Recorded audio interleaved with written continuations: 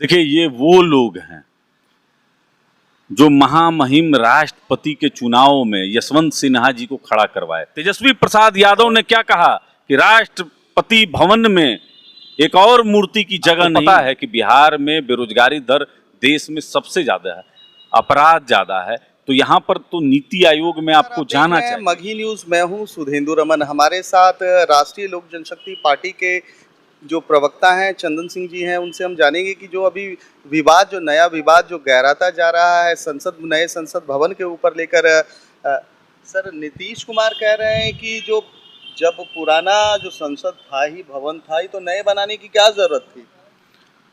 देखिए, माननीय मुख्यमंत्री जी का ये जो बयान है, यह बहुत दुर्भाग्यपूर्ण बयान है। अब मुख्यमंत्री जी को बताना चाहिए कि बिहार विधानसभा पुराना तो था ही, नया सेंट्रल हॉल का निर्माण उन्होंने क्यों करवाया, खुद उसका शिलान्यास भी किया और खुद उसका लोकार्पण भी किया। माननीय मुख्यमंत्री जी बताएंगे कि गांधी मैदान के बीचों बीच में महात्मा गांधी जी की मूर्ति थी, उसको हटाकर आदमकद प्रतिमा महात्मा गांधी का उन्होंने क्यों लगाया। माननीय मुख्यमंत्री जी बताएंगे कि पुराना कृष्ण मेमोरियल हॉल अभी भी पटना शहर में है, जहां जयप्रकाश नारायण जी का पार्थिव शरीर रखा गया था, उसके बावजूद वो बापू सभागार का निर्माण कराएं। बताएंगे इसी फ्रेजर रोड में पुरानी जेल भी थी, आपको याद होगा, उसके बावजूद यहाँ पर बेऊर जेल का निर्माण हुआ ना। और पटना में पार्किंग की इतनी समस्याएं हैं, उसके बावजूद वहां पर बुद्धा पार्क बनाया गया। मुख्यमंत्री जी बताएंगे इसकी क्या जरूरत थी, यहाँ सभ्यता द्वार की क्या जरूरत थी। तो बहुत सारे ऐसे विषय हैं जो माननीय मुख्यमंत्री जी ही पुराने को ध्वस्त कराकर नया निर्माण कराए हैं। ये कैसे कह सकते हैं मुख्यमंत्री जी। और जबकि माननीय प्रधानमंत्री जी तो पुराना संसद अभी वर्तमान में मौजूद है और उसके बगल में कम जगह में, कम पैसे में और कम समय के अंदर में एक अत्याधुनिक संसद भवन का निर्माण किया गया है, जो देश की भव्यता को बताता है, जो आज की जरूरत को पूरा करता है। ये तो वो कह रहे हैं कि इसमें जो राष्ट्रपति हैं उनको बुलाया जाना चाहिए था, इसके जो उद्घाटन में राष्ट्रपति को बुलाया जाना, क्योंकि वो आदिवासी समाज से आती हैं।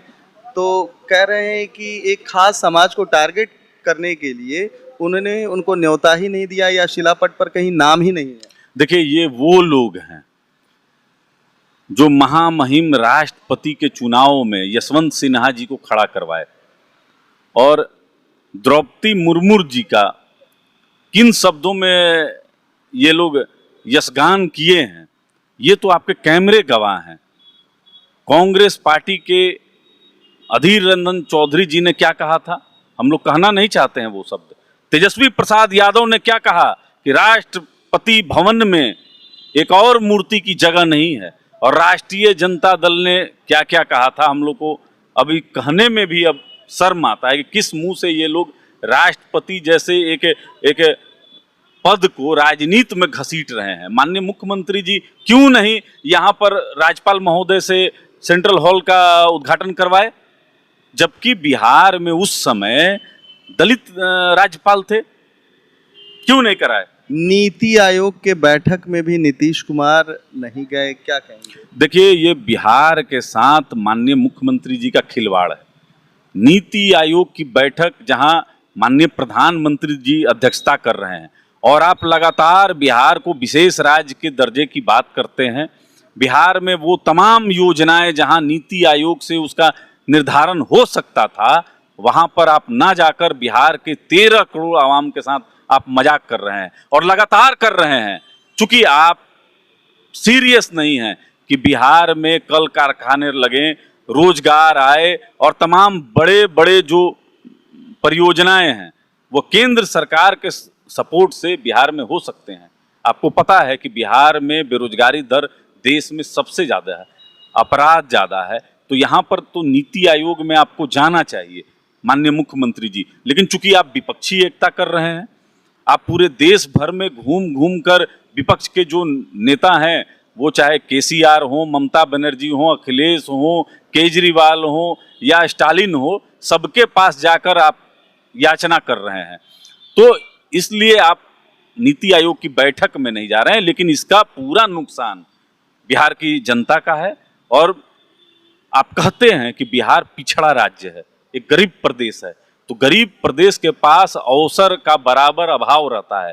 और नीति आयोग एक ऐसा मंच था जहां बिहार के 13 करोड़ आवाम के बारे में जाकर आप माननीय प्रधानमंत्री से आप कह सकते थे, लेकिन वो भी अवसर को अपनी ईर्ष्या में आपने आज गंवा दिया। तो दुर्भाग्य की बात है कि हमारा नेतृत्व आज के समय में एक 17 साल से फ्लॉप किया हुआ मुख्यमंत्री कर रहा है। कल आपके जो नेता हैं कल क्या जाएंगे, जो नए पार्लियामेंट का कल जो इनॉग्रेशन होगा उसमें क्या जा रहे हैं आपके? देखिए, लोकसभा अध्यक्ष आदरणीय ओम बिरला जी के पास से निमंत्रण हमारे राष्ट्रीय अध्यक्ष आदरणीय पशुपति कुमार पारस जी के पास आ चुका है। सुबह 7 बजे सेंट्रल विस्टा में नए पार्लियामेंट में आदरणीय पशुपति कुमार पारस जी जाएंगे और वहाँ पर जो पूजा का कार्यक्रम होगा, लोकार्पण का जो कार्यक्रम होगा, सब में शिरकत करेंगे। और संभवतः मैं मतलब कंफर्म नहीं कर सकता हूँ, लेकिन रात में कैबिनेट डिनर भी आयोजित किया जा रहा है माननीय प्रधानमंत्री जी की तरफ से।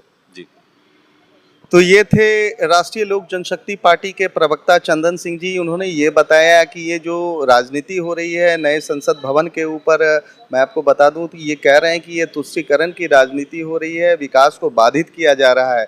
हमारी तमाम ऐसी खबरों को देखने के लिए आप देखते रहिए मगही न्यूज़।